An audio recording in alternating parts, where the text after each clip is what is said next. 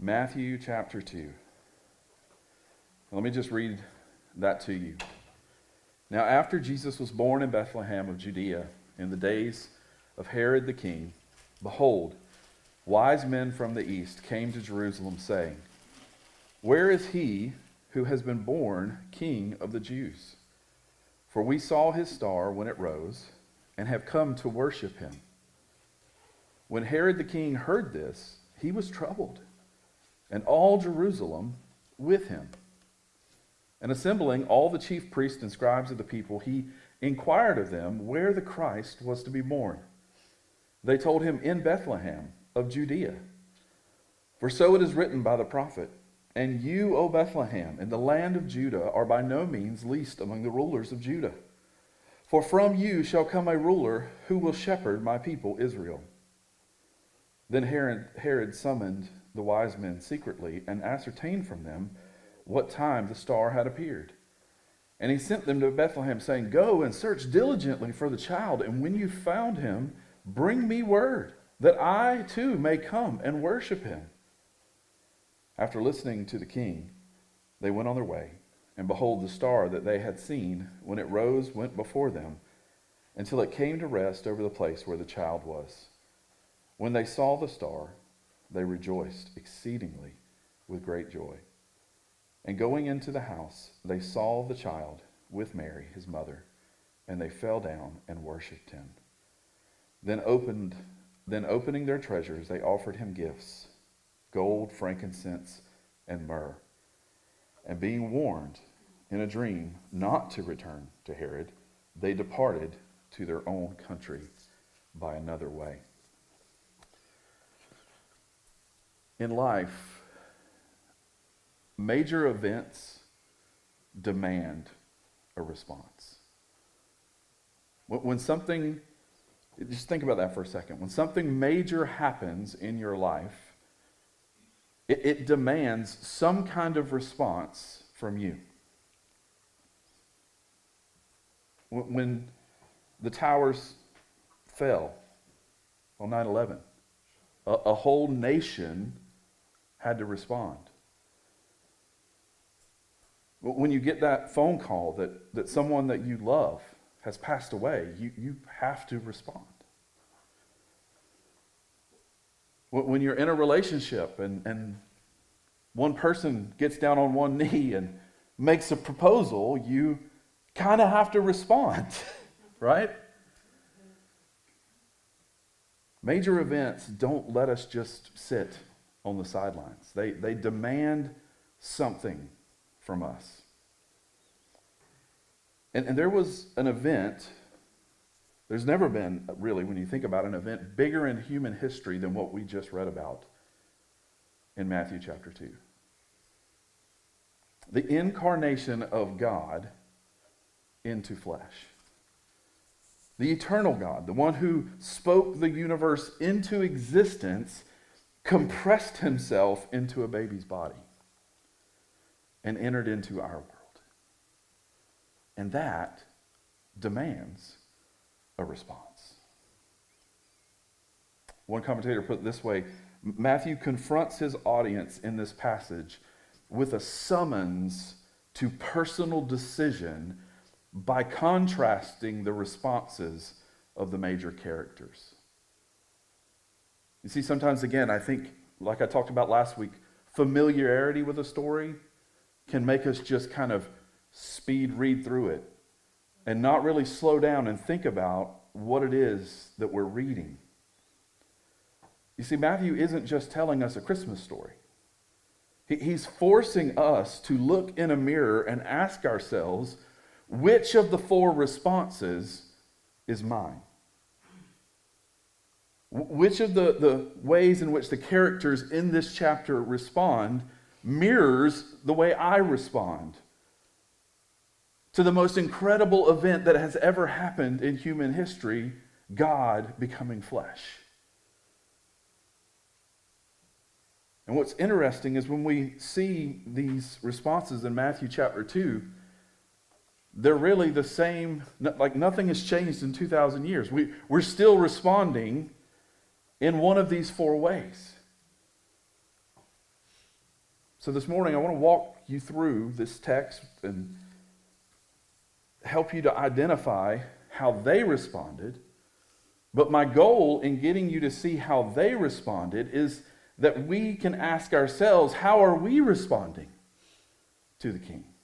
What does our response look like this morning to the King? So let's start in verse 1. Matthew tells us that after Jesus was born in Bethlehem of Judea, in the days of King Herod, wise men from the east came to Jerusalem.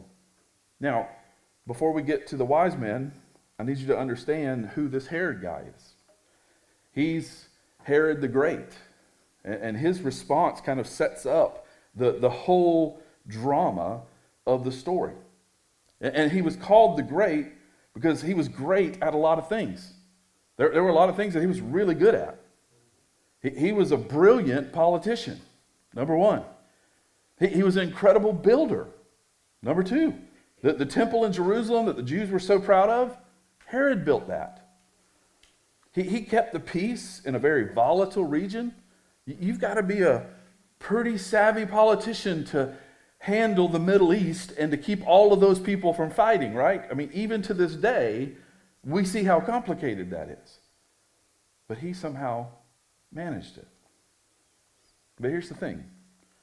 He was also paranoid, violent, and ruthless. You see, Herod he was more interested in saving his throne than saving his soul. And that's the key to understanding his response. When the wise men show up asking, where is he who has been born king of the Jews?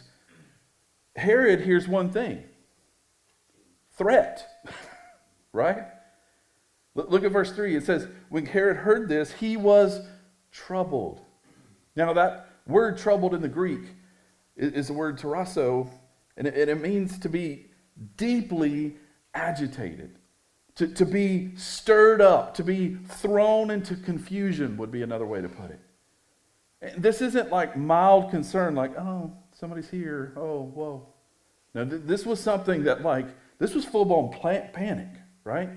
He was just spinning out of control. One commentator noted that the word is too weak in English. He says terrified or in turmoil would be a better interpretation in the English for us to understand just the effect, the impact that it had on him. And then look at what Herod does. He calls the wise men secretly in verse 7, and he asks them exactly when the star appeared. Why? Because he's already planning murder. If I know when the star appeared, and that means the baby was born at that point, as we're going to see, he's going to do everything in his power to take this king out. Verse 8 says this is pure deception. It says, go and search diligently for this young child, and when you have found him, bring back word to me that I too may go and worship him. Right? With a sword, not with gold and frankincense and myrrh. I want to take out this threat. I'm responding with hostility to Jesus. Herod had no intention of worshiping anyone but himself.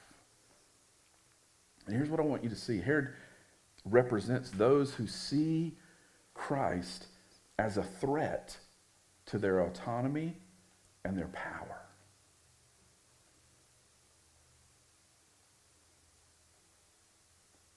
He had a kingdom. He had a throne. He had control. A new king threatened all of that.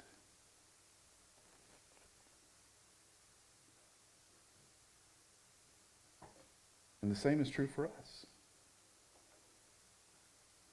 See, when you walked into this door this morning, you have a plan for your life.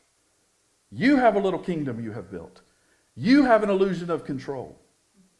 And when confronted with Jesus and submitting to him and letting him be the Lord of your life, we often feel threatened. Just like Herod. I remember being a young person, and when presented with the gospel, one of the things that it's foolish now to think about it, but like one of the things that really prevented me from accepting Christ was I just had this fear he was going to send me to Africa.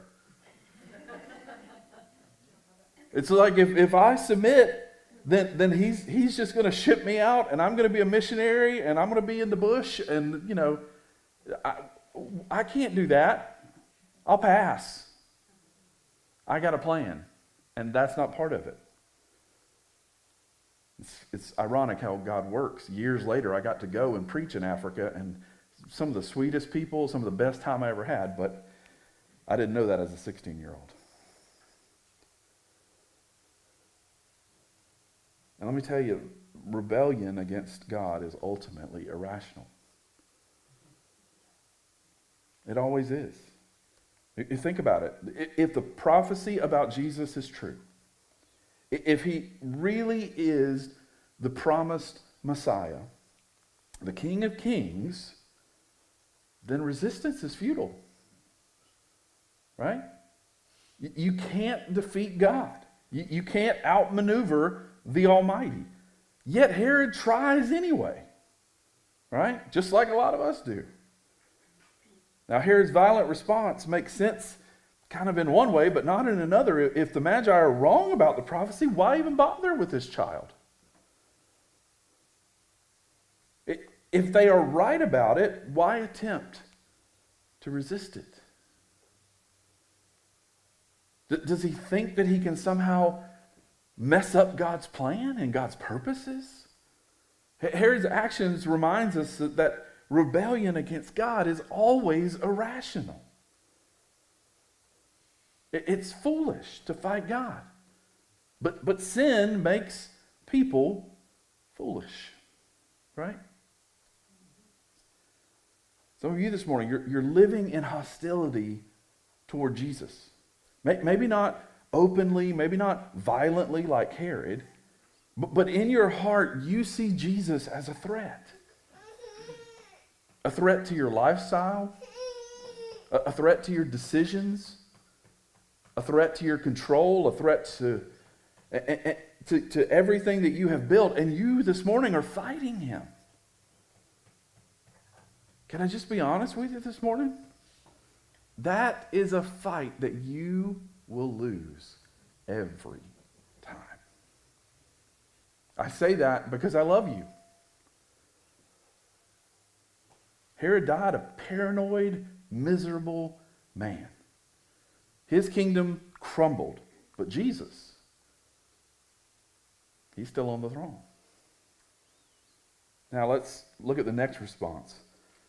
Look at the second half of verse 3. It says that when Herod was troubled, all Jerusalem was troubled with him. Now, that's an interesting phrase. All Jerusalem. The whole city shook when Herod shook.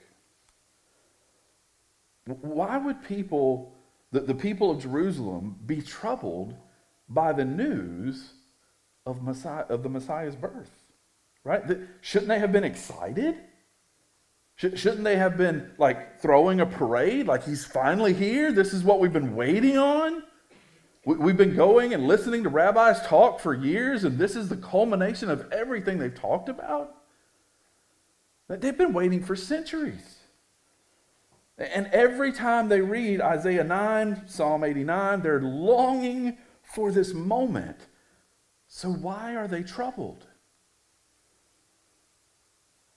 Because they weren't asking what is true. They were asking, could this somehow lead to my harm? That's a question of fear.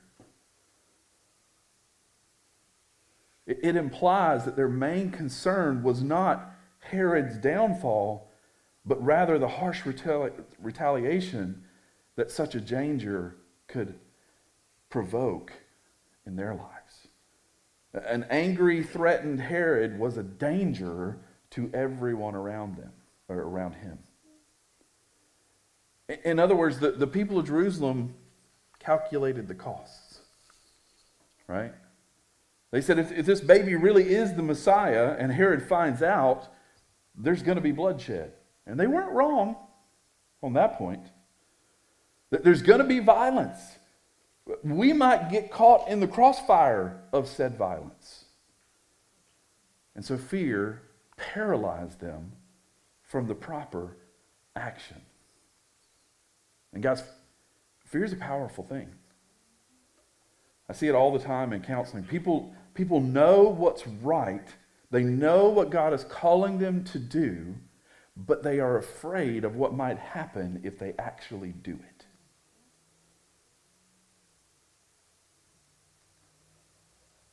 I can't say that to my spouse and deal with this issue because they might leave me. What if I lose my job because I stand up for my Christian faith and ask for Sunday off? What if my friends reject me when I start talking about Jesus? I'll just be quiet. In his book, The Dynamic Heart in Daily Life, Jeremy Pierre says that the heart was custom made for worshiping God. And the closer it comes to that design, the better it works. In fact, when the heart responds rightly to God, it will respond rightly to everything else. You see, when fear governs our hearts instead of faith, everything gets twisted. The people of Jerusalem should have been worshiping.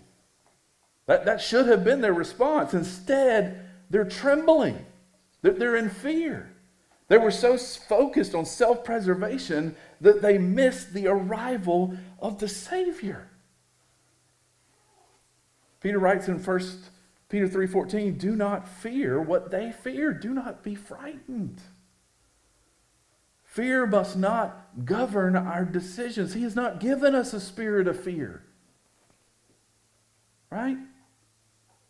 We must let truth guide us. And the people of Jerusalem, they just completely missed this. They asked, what can go wrong? If this is the Messiah, how's this going to impact us? And they failed to ask the most important question, what is right? What is the right response to the Messiah? And this next response is one of the saddest. And we see it in verses 4 through 6. And this is a response of apathy. Herod gathers all the chief priests and the scribes of the people, and he asks them where Christ was to be born. And without hesitation, they answer, in Bethlehem of Judea, for so it is written through the prophet. Guys, I want you to see, they nail it, right? This is Bible trivia, high level, high stakes. You got to give the right answer. Boom. They know the right answer. They quote Micah 5:2 perfectly. They knew exactly where the Messiah was supposed to be born. And here's what gets me. They don't just know the verse. They understood it. They understood that particular verse was pointing to the Messiah. Not just some ruler, not just some king, but the King of Kings, the Messiah. They connect it to the promise of a shepherd king who will rule over Israel. Theologically, they are on point. But then what do? Nothing. Absolutely nothing. They answer the king's question and they go home. They don't join the wise men. They could have. They don't rush to Bethlehem to see if it's true. They have perfect knowledge, and they do nothing with it.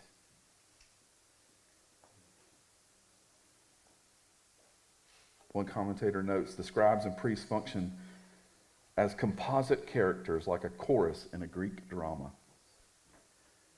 And here's his point. that while these authorities knew where the Messiah would be born, they do not join the wise men in their quest. These were the religious leaders, guys. And they failed to act on the most critical biblical knowledge. This is the danger of head knowledge without a heart response.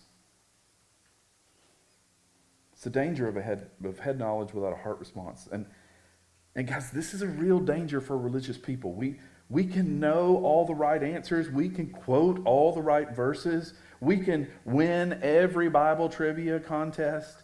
But if our knowledge doesn't move us to action, it is worthless. We must be careful that we're not educated beyond our obedience. This is a danger sometimes in picking leaders in a church. Is it's really easy to look and go, oh, well, they know all this stuff. But you need to ask the second, more important question, in my opinion. They know the stuff, yes, good prerequisite, but are they doing the stuff? Are they living a life that honors Jesus? Or do they come on Sunday, quote all the right answers, and then go home and worship themselves all week long? Worship their vices all week long. And then come back on Sunday and quote all the right verses. James says it the best. Be doers of the word, not hearers only, deceiving yourselves. The scribes heard the word. They knew the word. They taught the word. But they didn't do the word. Again, Pierre writes about the difference between theoretical belief and functional belief. He says, you can claim to believe something, but your life demonstrates what you truly believe. Let me say that again. He says, you can claim to believe something, but your life demonstrates what you truly believe.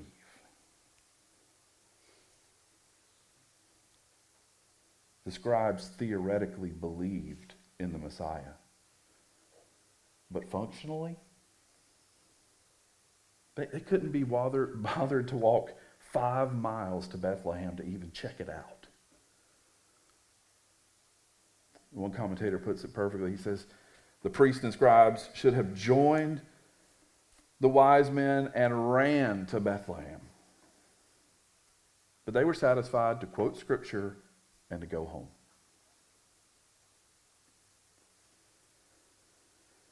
They should have joined the wise men. So let me ask you something this morning. Is your knowledge of Jesus moving you anywhere? All that stuff you know about Jesus this morning, is it moving you anywhere? Or are you just collecting more information? Quoting, being able to quote more verses, but not living out the verses you're quoting? Are you running toward Jesus, or are you satisfied to know about him from a distance? See, that's what the scribes and Pharisees, they were satisfied to know Jesus from a distance, but they didn't want to get up close. The last response, finally, is the wise men, the Magi.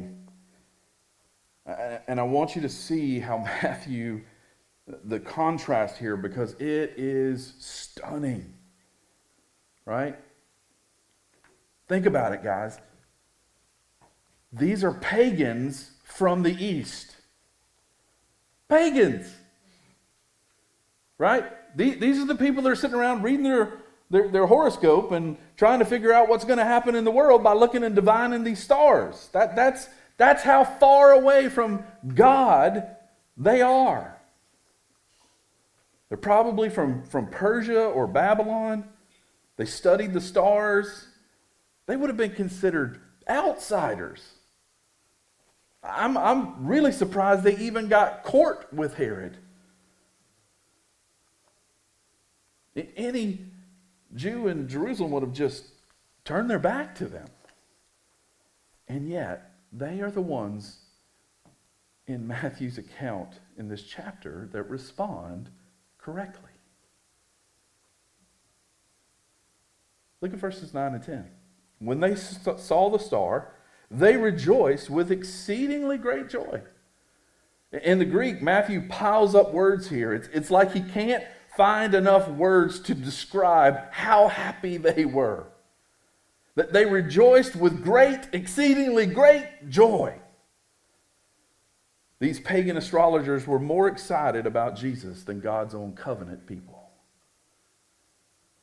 And then in verse 11, they came into the house. They saw the young child with Mary, his mother, and fell down and worshiped him.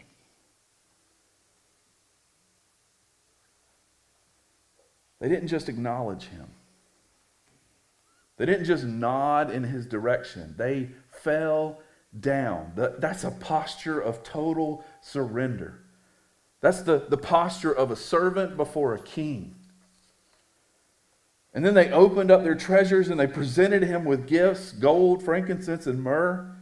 These weren't cheap gifts that they picked up at the Bethlehem Buc-ee's on the way into town.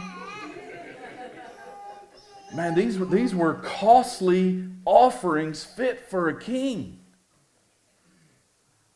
These were luxury gifts fit for the finest king. Gold was the metal of kings. Frankincense is an expensive perfume used by the royal courts. Myrrh is another valuable spice. And what's interesting about the Magi is they acted on what little they knew. Again, think about it. The scribes knew the prophecy inside and out. But the Magi, they just saw a star and took a chance. They knew far less than the religious experts, but they did far, far more. They traveled hundreds of miles through dangerous territory. They left their homes, their families, their comfort, and they brought costly gifts and they laid them at the feet of a child in a humble house. Their response cost them something. Again, Pierre writes this on worship. He says, faith involves acting in the present situation according to what God says is true, valuable, and worthy of commitment. A person cannot claim to trust God and fail to act on it. The Magi didn't just believe, they acted on their belief. Picture this. Foreign dignitaries, men of power and prestige, flat on their face before a child.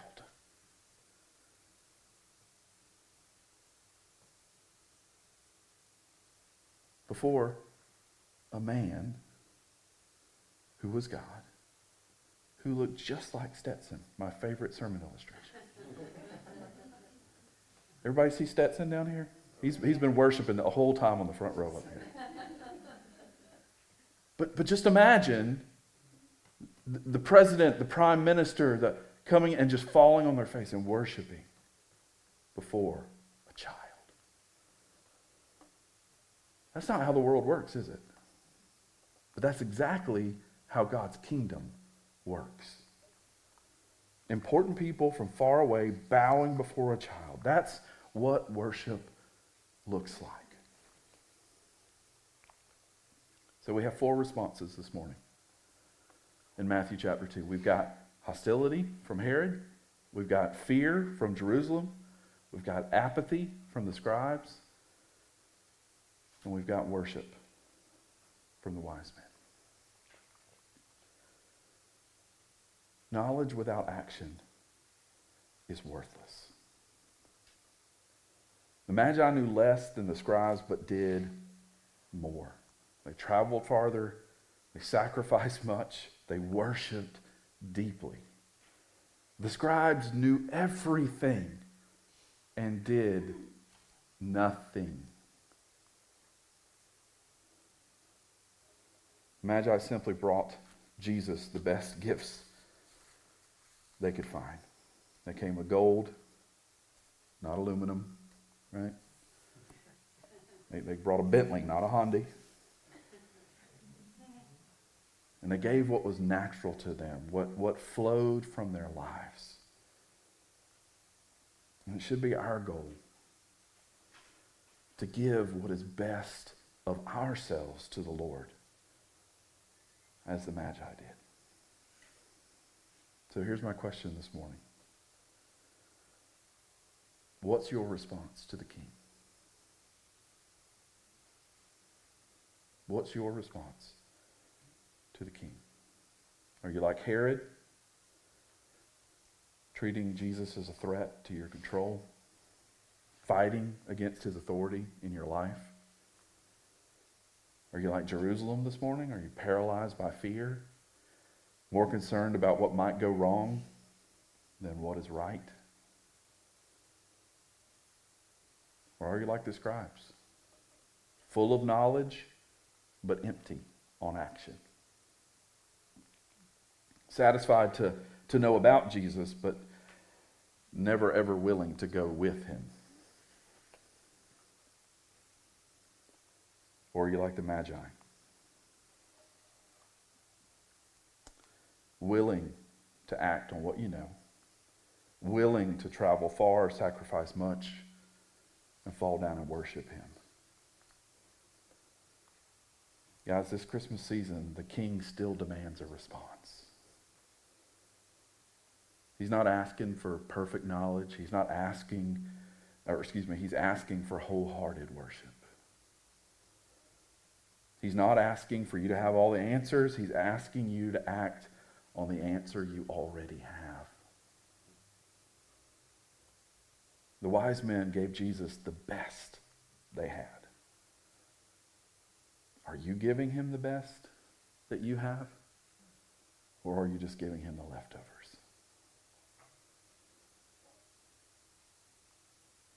What are you giving him? Your time, your talents, your treasure, your surrender? Because guys, the King has arrived. At last, the King. And that demands a response.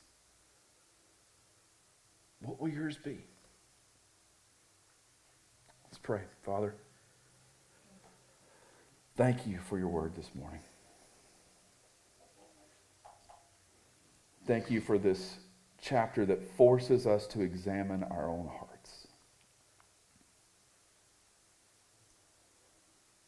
And Lord, if there is anyone here this morning that's been responding to you with hostility, fighting against your authority, help them to see the futility of that fight this morning.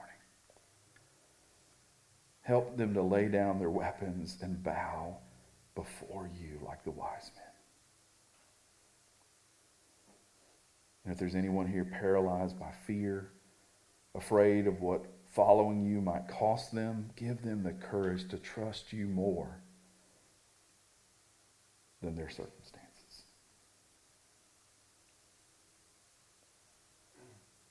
And if there's anyone here that has the head knowledge without the heart response, anyone who knows all about you but has never truly come to you, stir their hearts this morning to action, that they wouldn't be just satisfied with mere knowledge. And Lord, for all of us this Christmas season, help us to be like the wise men. Help us to respond with wholehearted worship. Help us to bring our best and to fall down before you and to offer ourselves as living sacrifices. We thank you that at last the King has come. And we worship you this morning. I pray we worship you as we spend time with our families this week, our friends, celebrating this season.